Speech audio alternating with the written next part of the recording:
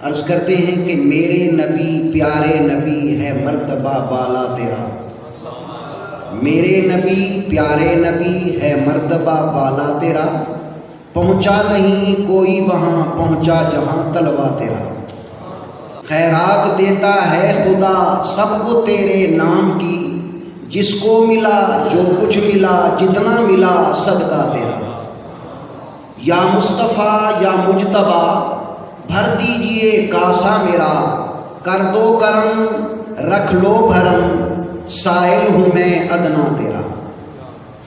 انتہائی معزز و محترم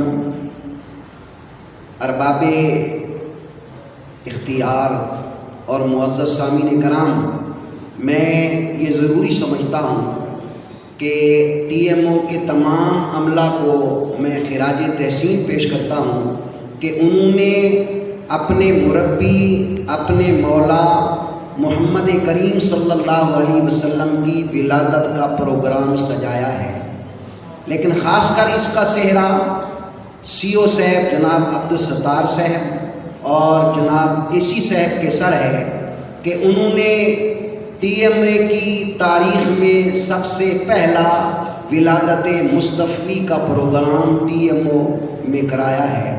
اللہ کریم ان کے علم و عمل میں برکتیں عطا فرمائے۔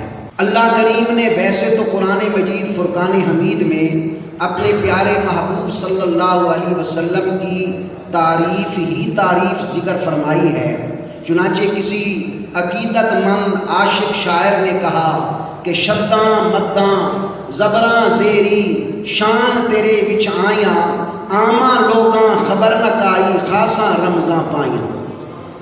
تو اللہ کریم نے اپنے محبوب کی رحمت کا ذکر فرماتے ہوئے اعلان فرمایا وما ارسلناک الا رحمۃ للعالمین، اے پیارے حبیب ہم نے آپ کو تمام جہانوں کے لیے رحمت ہی بنا کر بھیجا ہے، کیونکہ ما نافیہ ہے، آگے الا استثنائیہ ہے، تو اس کلام میں نفی اور اثبات ہے، جہاں نفی اور اثبات ہو تو وہاں حصر ہوتی ہے۔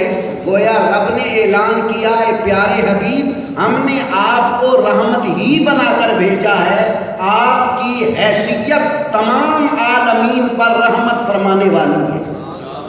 اب یہاں ایک بات ہے، علماء کرام فرماتے ہیں کہ ایک ہوتا ہے راحم اور ایک ہوتا ہے مرحوم۔ راحم رحمت کرنے والے کو کہا جاتا ہے، مرحوم جس پر رحمت کی جاتی ہے۔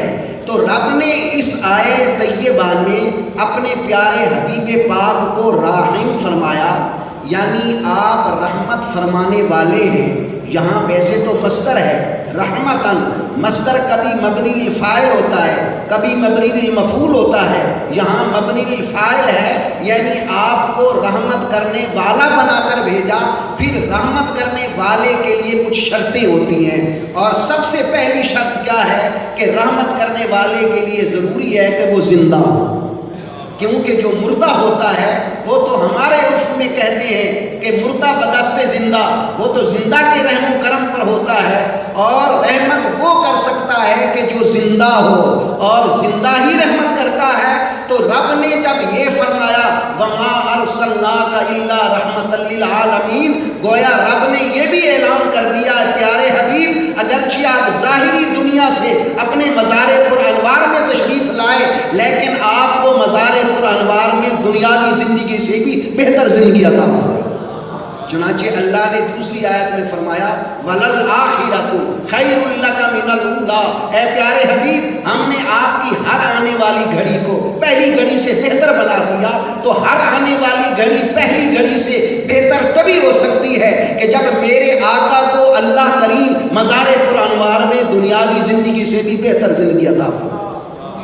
اسی لیے اعلیٰ حضرت عظیم البرکت نے کیا عرض کیا کہ تو زندہ ہے باللہ، تو زندہ ہے باللہ، میرے چشم عالم سے چھپ جانے والے، اے میرے پیارے حبیب اللہ کی قسم تم زندہ ہو، اللہ کی قسم تم زندہ ہو، یہ میری آنکھوں کا قصور ہے کہ تمہیں دیکھ نہیں سکتی، ورنہ تم تو اپنے عاشقوں پر کرم فرماتے ہوئے اگر بیمار ہو جائیں تو ان کی عادت پرسی کرنے کے لیے بھی تشریف لاتے ہو۔ اور ایک تابعی ہے حضرت سعید بن مسیب رضی اللہ تعالیٰ عنہ، وہ کہتے ہیں کہ جب یزید علیہ العذاب شدید نے 3 دن مسجد نبوی کو استبل بنائے رکھا، مسجد نبوی میں اس کے گھوڑے پیشاب کرتے تھے، عید کرتے تھے، کوئی اذان کہنے والا نہ تھا، کوئی تکبیر کہنے والا نہ تھا، کوئی جماعت کرانے والا نہ تھا، لیکن میں 3 دن اس پیارے روضہ اطہر کے کونے میں چھپ کر بیٹھا رہا اور کوئی اذان کہنے والا، تکبیر کہنے والا نہ تھا،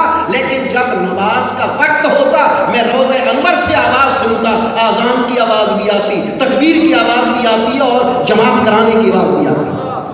معلوم ہوا کہ میرے آقا اپنے مزار پر انوار میں زندہ ہیں۔ سرکار کی تو بات ہی کیا، سرکار کے تو غلام بھی زندہ ہیں، سرکار کے غلاموں کو بھی رب کائنات نے ہمیشہ کی زندگی عطا فرما دی۔ یہ شان ہے خدمت گاروں کی، سرکار کا عالم کیا ہوگا جب حسن تھا ان کا جلوہ نما، انوار کا عالم کیا ہوگا، ہر کوئی فدا ہے بن دیکھے دیدار کا عالم کیا ہوگا۔ یہ بہت بڑا طویل و عریض موضوع ہے کہ میرے مصطفیٰ کریم مزار پر انوار میں زندہ ہیں۔ پہلی شرط کیا ہے؟ رحمت کرنے والے کے لیے کہ زندہ ہو۔ دوسری شرط کیا ہے؟ دوسری شرط یہ ہے کہ وہ باخبر ہو۔ اگر خبر نہیں ہوگی رحمت نہیں کر سکے گا۔ ایک بھائی منکیرا میں رہتا ہے، دوسرا لاہور میں رہتا ہے، لاہور والے بھائی کو کوئی تکلیف پہنچتی ہے، منکیرے رہنے والا اس کی امداد تب کرے گا جب اسے خبر ہوگی۔ معلوم ہوا کہ رب نے جب پیارے آقا کو فرما دیا وما ارسلناک الا رحمۃ للعالمین، تو یہ بھی اعلان کر دیا پیارے حبیب تم زندہ بھی ہو اور ہر امتی سے باخبر بھی ہو۔ چنانچہ شیخ عبدالحق محدث دہلوی رحمۃ اللہ تعالیٰ علیہ اپنی کتاب مدارج النبوت میں لکھتے ہیں کہ میرے آقا کو یہ بھی علم ہے کہ میرے کس امتی کا کون سا لطیفہ چل رہا ہے اور کون سا لطیفہ بند ہے۔ تو میرے آقا علیہ الصلوۃ والسلام باخبر بھی ہیں۔ سرکار کے باخبر ہونا یہ تو بڑی عظمت والی بات ہے، لیکن ایک بات وہ سناتا ہوں جو میرے آقا کے ایک عاشق نے کی ہے۔ کون؟ مولانا روم رحمۃ اللہ تعالیٰ علیہ۔ کون روم؟ مولانا روم رحمۃ اللہ تعالیٰ علیہ کہ جب آپ مزار مصطفی پر حاضری دینے کے لیے جاتے ہیں، جب الوداعی سلام کرتے ہیں تو حضرت مولانا روم سلام کر کے جب واپس آتے ہیں، سلام کرنے کی غرض سے، الوداعی سلام کی غرض سے جاتے ہیں، میرے آقا مزار سے فرماتے ہیں بسلامت روی و باز آئے۔ اے مولانا روم سلامتی سے جائے اور پھر واپس آئے۔ مولانا روم کہتے کہ مجھے پتہ چل جاتا کہ آئندہ سال پھر میں نے آنا ہے، لیکن آخری مرتبہ جب میں الوداعی سلام کے لیے حاضر ہوا، سرکار نے فرمایا بسلامت روی، یہ نہ فرمایا باز آئی، تو مجھے پتہ چل گیا کہ اس سال پھر دوبارہ میں نے نہیں آنا، میرا انتقال ہو جانا ہے۔ معلوم ہوا میرے پیارے آقا کو اپنے ہر امتی کی عمر کا بھی پتہ ہے، کتنا زندہ رہے گا، کب فوت ہو جائے گا۔ وہی مولانا روم فرماتے ہیں اپنی کتاب مثنوی شریف میں، بہت بڑی پیاری تصوف کی کتاب ہے مثنوی شریف، اس میں فرماتے ہیں کہ ایک مرتبہ آقا کریم علیہ الصلوۃ والسلام اپنے گھر انور سے مسجد نبوی کی طرف تشریف لائے اور اپنی نالین پاک کو اتار کر وضو کرنے کی غرض سے آپ تشریف فرما ہوئے، ایک ہوا میں جاتا ہوا پرندہ نیچے اترا اور سرکار کی نالین کا ایک حصہ اٹھا کر اوپر لے گیا، پھر نیچے گرایا، اس سے سانپ نکل گیا۔ سرکار دو عالم صلی اللہ تعالی علیہ وبارک وسلم کی حکومت کہاں تھی؟ صرف انسانوں پر نہیں، صرف حیوانوں پر نہیں، بلکہ میرے آقا نے فرمایا ارسلت الی الخلق کافہ، رب نے مجھے ہر مخلوق کے لیے نبی بنا کر بھیجا ہے۔ جیسے ہمارے نبی ہیں پرندوں کے بھی نبی ہیں۔ میرے آقا نے پرندے کو بلایا، پرندہ حاضر ہوا، سرکار نے فرمایا کہ یہ کیوں اٹھایا تم نے؟ کہنے لگا حضور میں نے دیکھا کہ اس میں سانپ گھسا ہوا ہے، کہیں بتقاضائے بشریت آپ کو کوئی تکلیف نہ دے دے، میں اٹھا کے اوپر لے گیا، پھر نیچے پھینکا تاکہ نکل جائے اور اذیت کا اندیشہ ختم ہو جائے۔ میرے آقا نے فرمایا تو فضا میں اڑ رہا تھا، یہ زمین پر پڑا تھا، تجھے کیسے نظر آ گیا؟ تو پرندے نے کیا جواب دیا؟ عرض کیا حضور جب آپ تشریف لا رہے تھے آپ کے سر انور سے ایک شعاع نکل رہی تھی، میں اس شعاع کے درمیان سے گزرا، رب نے مجھ پر 14 طبق روشن کر دی۔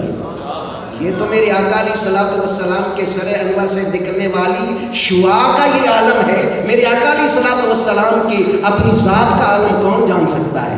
تو دوسری چیز کیا ہے؟ دوسری شرط کیا ہے؟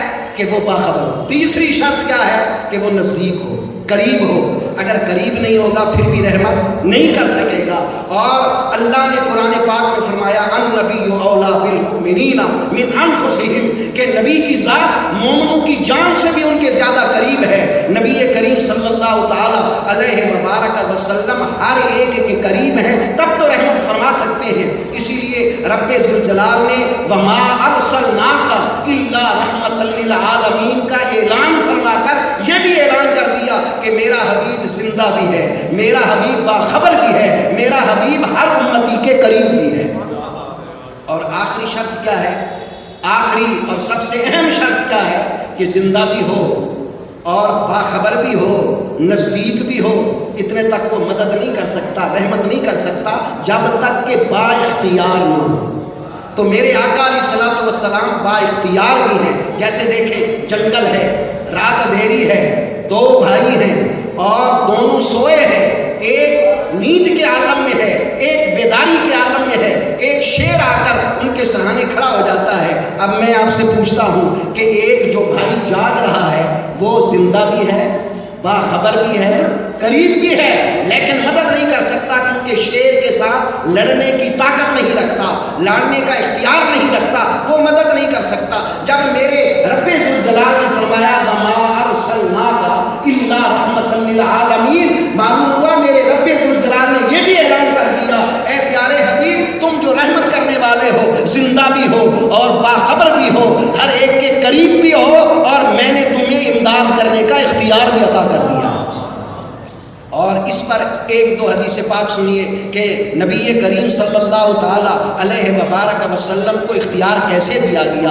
غالباً ابو داؤد شریف کی حدیث پاک ہے کہ ایک آدمی جو غیر مسلم ہے بارگاہ مصطفی میں حاضر ہوتا ہے، عرض کرتا ہے کہ اے محمد صلی اللہ علیہ وسلم میں مسلمان ہونا چاہتا ہوں اور میری ایک شرط ہے۔ سرکار نے یہ نہیں فرمایا کہ اسلام لائے گا اپنے فائدے کے لیے، شرطیں مجھ پر رکھتے ہو، نہیں، میرے آقا کو جتنی کسی کے اسلام لانے سے خوشی ہوتی تھی اتنی کسی بات پر خوشی نہیں ہوتی تھی۔ سرکار نے فرمایا چلو شرطیں رکھو، ایمان تو لاؤ۔ تو اس نے کیا عرض کیا؟ میں یہ چاہتا ہوں کہ ایمان میں لاتا ہوں، اسلام میں لاتا ہوں، لیکن میری شرط یہ ہے باقی ساری تیری امت 5 نمازیں پڑھے گی لیکن میں 2 نمازیں پڑھوں گا۔ تو نبی کریم صلی اللہ تعالیٰ علیہ وسلم نے یہ نہیں فرمایا کہ ارے اسلام لانے والے یہ تو 5 نمازیں رب نے فرض فرمائی ہے، میں کیا کر سکتا ہوں؟ نہیں، میرے پیارے مصطفیٰ نے فرمایا اسلام لا 2 ہی پڑھتے رہنا۔ سرکار کو یہ پتا تھا کہ نماز اس کو اتنی لذت دے گی، یہ 2 نہیں بلکہ 7-8 نمازیں پڑھے گا، 5 نمازیں بھی پڑھے گا، اشراق بھی پڑھے گا، چاشت بھی پڑھے گا، ضحیٰ بھی پڑھے گا اور نماز تہجد بھی ادا کرے گا۔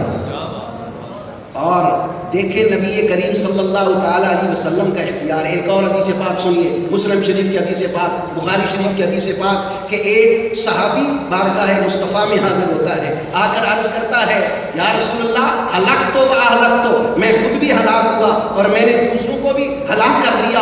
سرکار دو عالم صلی اللہ تعالیٰ علیہ وبارک وسلم نے فرمایا اپنی رویداد بتاؤ، سرگزشت بتاؤ، کیا معاملہ ہوا؟ عرض کرنے لگا حضور میں بھی رمضان کا روزہ رکھا ہوا تھا، میری بیوی نے بھی رکھا ہوا تھا اور ہم دونوں روزہ توڑ بیٹھے، اب ہمارے لیے کیا ہے؟ سرکار نے فرمایا کہ 60 روزے لگاتار۔ حضور اس کی ہمت نہیں، ایک غلام آزاد کرو۔ حضور میں غریب ہوں، میں کیسے کیا اس غلام کو آزاد کر سکتا ہوں؟ میرے پاس غلام نہیں۔ پھر سرکار نے فرمایا پھر ایسا کرو کہ 60 مسکینوں کو کھانا کھلاؤ۔ حضور یہ بھی نہیں کر سکتا۔ سرکار نے یہ نہیں فرمایا کہ اللہ نے تو 3 کفارے بیان فرمائے، ایک ادا کرنا پڑتا ہے، تم کوئی بھی نہیں کر سکتا تو میں کیا کر سکتا ہوں؟ نہیں، میرے مصطفیٰ نے فرمایا بیٹھ جاؤ مجلس، بیٹھ جاؤ۔ بیٹھ گیا۔ تھوڑی دیر کے بعد ایک آدمی آیا اور وہ ایک ٹوکرا لایا کھجور کا۔